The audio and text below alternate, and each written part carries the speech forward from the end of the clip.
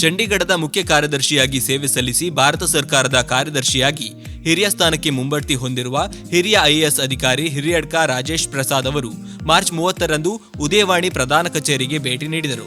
Manipal media network ಲಿಮಿಟೆಡ್ನ ಕಾರ್ಯನಿರ್ವಾಹಕ ಅಧ್ಯಕ್ಷರಾದ doctor T Satish U Pai, Manipal media network ಲಿಮಿಟೆಡ್ನ ಸಿಇಒ ಮತ್ತು ಎಂಡಿ ವಿನೋದ್ ಕುಮಾರ್ ಅವರು ಆತ್ಮೀಯವಾಗಿ ಸ್ವಾಗತಿಸಿದರು.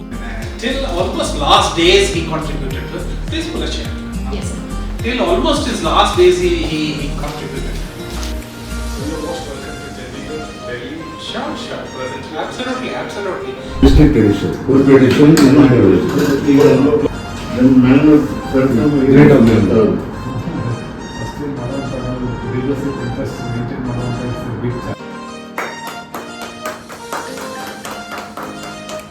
Thank you, sir. ಉದಯವಾಣಿ ಡಿಜಿಟಲ್ನ ಸ್ಟುಡಿಯೋಗೆ ಭೇಟಿ ನೀಡಿ ವಿಶೇಷ ಸಂದರ್ಶನದಲ್ಲಿ ಭಾಗಿಯಾದರು.